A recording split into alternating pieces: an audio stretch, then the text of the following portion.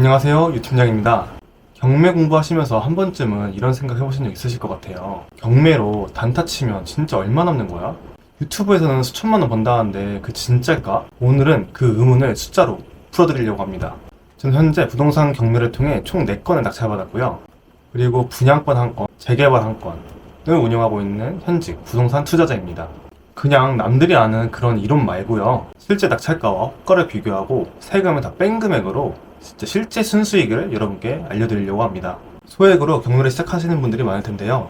저도 맨 처음에는 군대 전역하고 한 3천에서 3,500만 원 정도 모은 금액으로 시작했어요. 자, 그럼 제가 첫 번째로 낙찰받은 물건부터 알아볼게요. 군대를 전역하고 나서 금액이 많이 모자라가지고 지방 물건으로 갔어요. 경상남도 통영 물건입니다. 첫 번째 낙찰받았었고, 네, 여기 다 보이시죠?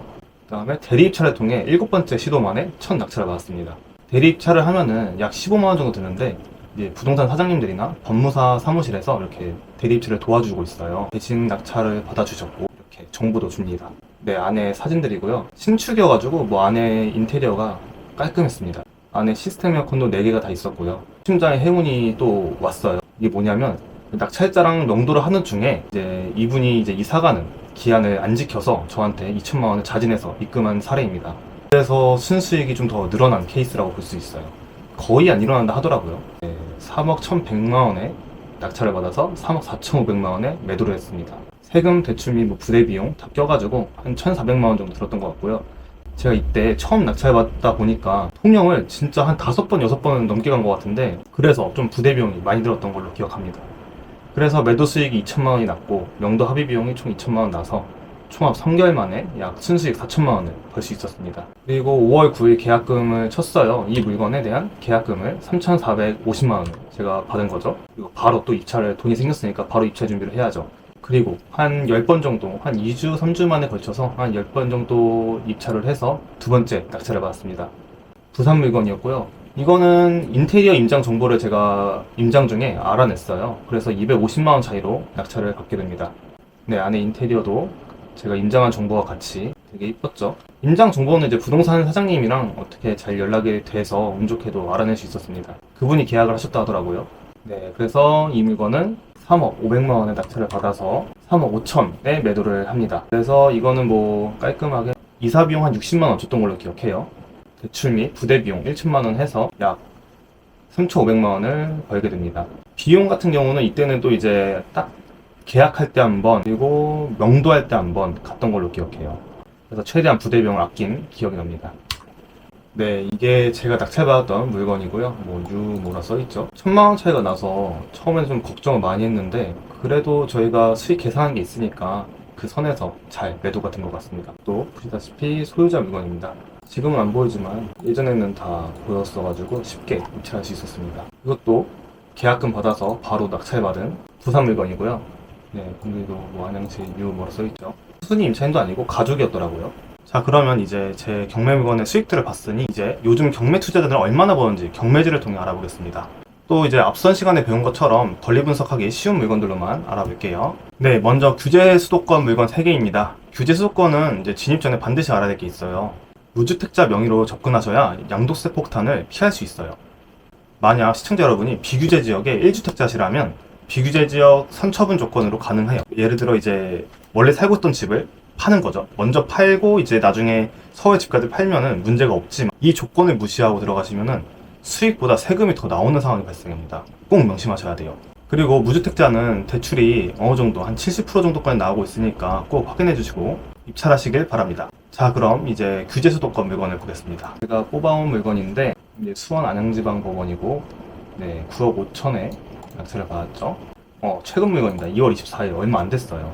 임차인이 없으면 소유자가 점유 사용합니다. 네, 말소기준 등기에 뭐 아무것도 없죠. 뭐 전세권, 뭐 가처분 뭐 이런 거 아무것도 없죠. 네, 이런 거 전혀 문제 없다고 전 영상에 말씀드렸습니다. 그리고 이걸 한번 시세를 볼까요? 이 사람은 34평형을 5억 9천에 낙찰받았는데 한번 시세를 보겠습니다. 네, 바로 클릭하면은 여기 연결이 돼서 34평밖에 없는 아파트네요. 700세대에 9개 동, 문제 없죠. 낮은 가격 순으로 클릭하시고 가격을 보시면 이게 5억 9천에 낙찰받았습니다. 이게 몇 층이죠? 14층이에요. 그러면은 14층보다는 이제 이게 5층, 7층이니까 14층이 더 가치가 있겠죠? 층수로 봤을 때. 그러면은 네, 6억 9천. 16층이 있으니까 14층이라면 한 뭐 6억 7천에 뭐 이 가격 1층, 2층, 7층 가격 6억 7천에 놔도 이제 이거는 팔릴 물건이에요. 그러면은 여기서 한번 계산을 해볼게요. 예상 매도가 6억 7천, 입찰가 5억 9,500만 원이네요. 5억 9,500, 1만 원까지 적어보겠습니다. 그리고 이제 취득세는 1.1%, 무주택자 기준이에요. 등기법무비는 뭐 한 요즘에 한 120만 원 정도 하는 것 같더라고요. 금융비용 70%로 한 6개월 매도한다, 6개월 안에 매도한다는 수식입니다. 용도비는 한 뭐 200만 원 적어보겠습니다. 평균적으로 200 안에는 다 나가시더라고요. 저는 60만 원까지 제일 비싸게 내봤습니다. 그리고 체납이 없죠. 하지만 혹시 모르니까 50만 원 정도는 적어놓을게요. 중개비용은 0.4%, 9억 이하는 다 0.4%죠. 기타 비용 뭐 왔다 갔다 임장 비용 뭐 여러 가지 해서 한 100만 원 적어보겠습니다.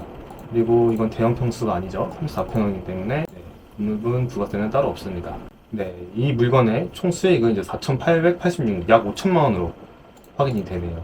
이런 물건 요즘에 수도권 규제 지역이 이렇게 수익 내기가 좋습니다. 물론 이제 입찰 수가 없어요. 왜냐면 이 명의를 무주택자 명의를 가지고 나서 투자를 해야 되기 때문에 이런 거는 입찰하면 5천만 원 정도 번 물건을 확인할 수 있었고요. 다음 물건 보겠습니다. 의왕시. 이것도 의왕 물건이네요. 아까도 의왕 물건이었던 것 같은데, 네, 이것도. 의왕이 요즘에 낙찰 받기가 편한가 보네요. 4억 6천만 원에 낙찰을 받으신 걸로 확인이 돼요.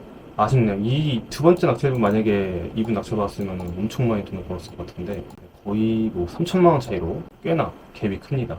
이것도 임차인이 없으며 소유자 점유, 말소기준 등기위에 아무것도 없죠. 이런 거 입찰 가능합니다. 그래서 한번 가격이 얼마나 되는지 한번 확인해 볼게요. 해모로 아파트 1000세대 11동, 큰 동이네요. 이런 거는 잘 팔립니다. 33평 이렇게 보고 이제 5억 4천 4층. 네, 이 물건이 제일 저렴한 물건이네요. 이건 2층이죠. 뭐 이것보다 저렴하게 내놔야겠네요. 그러면 한 뭐 5억 3천 정도에 5억 2천이나 3천 정도에 매도한다 생각을 하고 이거를 5억 매도가 5억 2천으로 써보겠습니다. 아쉬우니까 5억 2,500까지 팔릴 것 같아요. 입찰가 4억 5천 200, 등기부비 이렇게 쓰고 명도비도 한 200만 원 쓸게요. 네, 관리비 미납된 게 있네요. 이거는 좀 많이 밀렸을 것 같아요.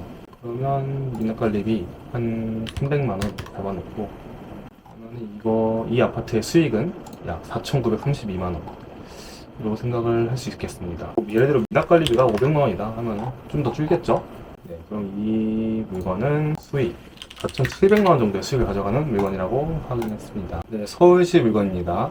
이것도 임차인 문제 없고요. 소유자 물건이죠. 세대도 문제 없습니다. 이렇게 보고 네이버 부동산으로 확인해보고 이거 이 평수도 31평이요?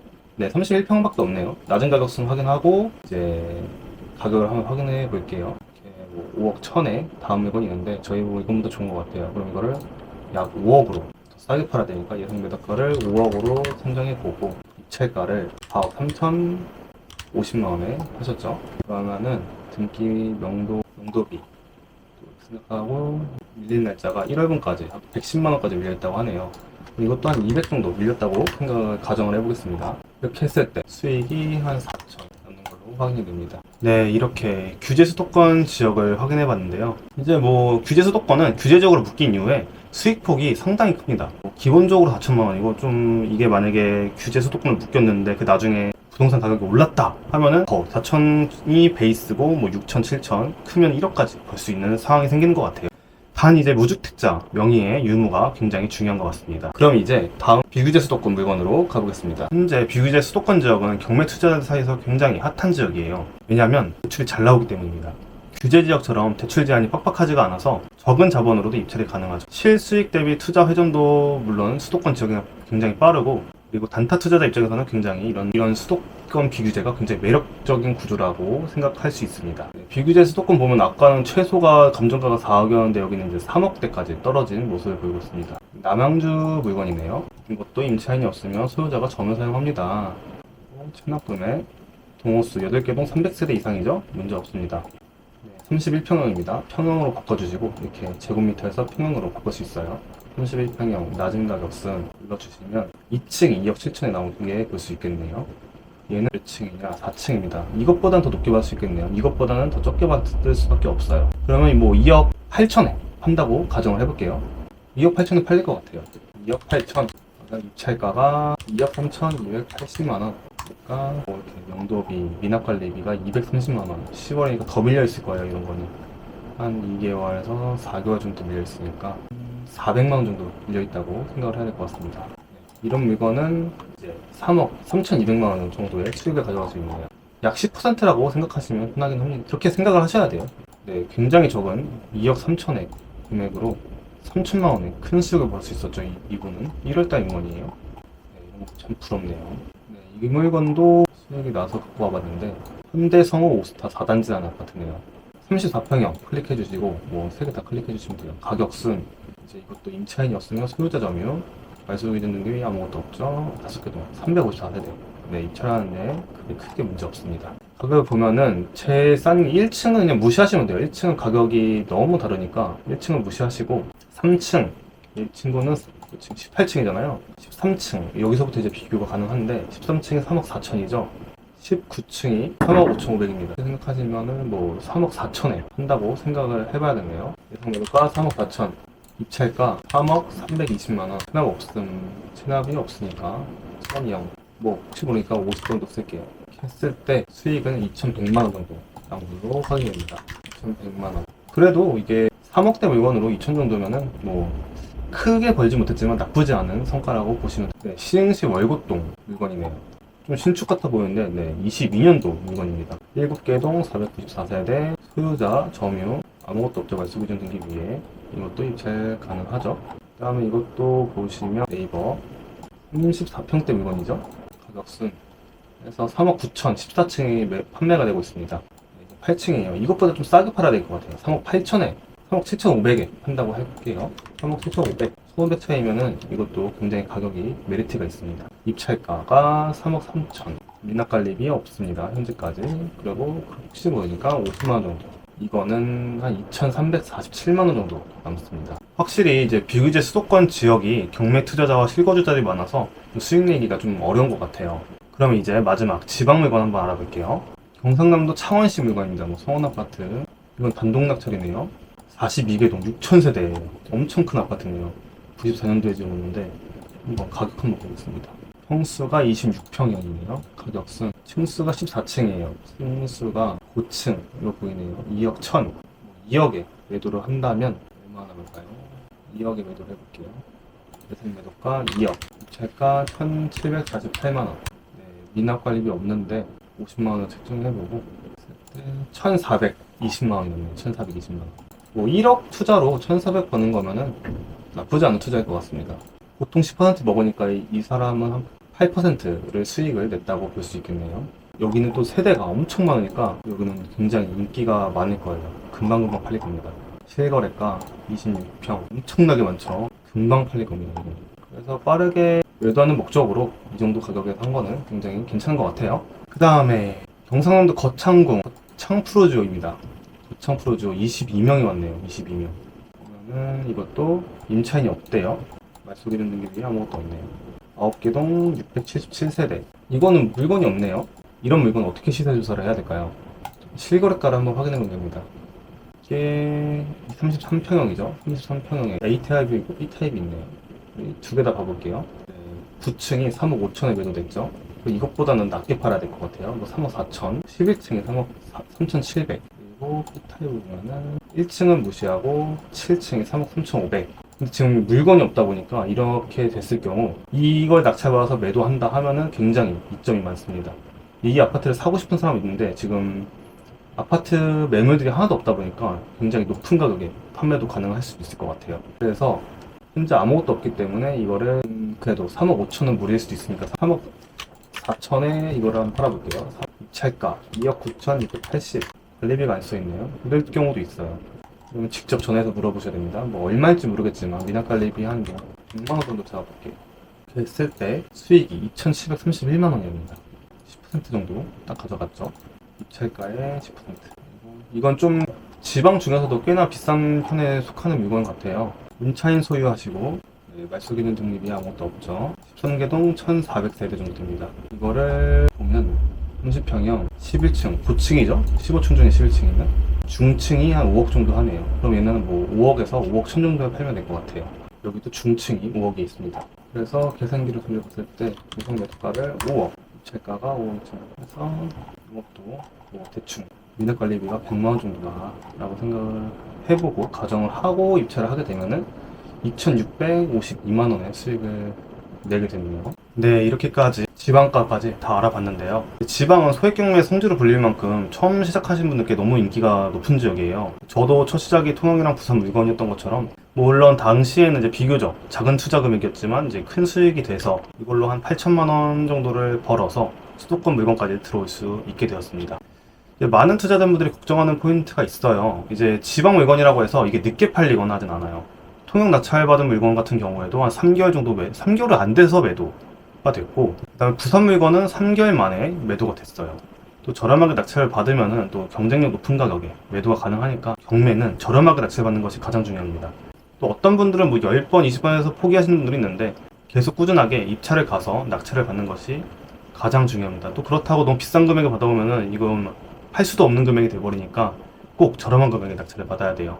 제가 그거 도와드릴게요. 방금 이렇게 지방 물건 받듯이 지방도 꽤나 수익이 잘 나고 있는 것으로 파악이 돼요. 평균적으로 한 2천만 원씩 버는 것 같아요. 자, 그럼 오늘 제가 낙찰받은 지방 물건과 1월에서 2월 사이에 경매 물건들을 알아보았는데요. 지역별로 편차는 있지만 권리 분석이 쉬운 소유자 물건 기준으로 한 건당 3천만 원 정도 수익이 나는 걸로 확인이 되었습니다. 그럼 경매 투자를 해서 1년에 최대 몇 번까지 할 수 있을까요? 경매는 낙찰, 명도, 인테리어까지 한다 했을 때 평균적으로 6개월 정도 걸리는데 좀 속도를 내고 싶다, 좀 빠르게 매도하는 타이밍이 나왔다 하면은 3개월 만에 매도되는 경우도 있으니까 1년에 총 4건 정도 최대로 할 수 있을 것 같습니다. 1년에 총 2건을 낙찰받고 매도를 하게 된다면 1년에 6천만 원의 수익을 올릴 수 있겠네요. 6천만 원이란 게 진짜 대기업 연봉 같은 느낌이니까 진짜 엄청난 수익인 것 같습니다. 진짜 경매는 공부한 만큼 시간을 쏟은 만큼 이제 수익이 난다고 보시면 돼요. 근데 이게 또 습관화가 된다면 정말 편리하게 쉽게 낙찰을 받을 수 있습니다. 오늘 영상이 여러분들이 경매를 시작할 수 있도록 그리고 수익을 낼 수 있도록 도움이 된 영상일 바라면서 구독과 좋아요 한 번씩 눌러주시고 궁금한 점 있으면 댓글로 한번 달아주시면 감사하겠습니다. 감사합니다. 유튜브님이었습니다.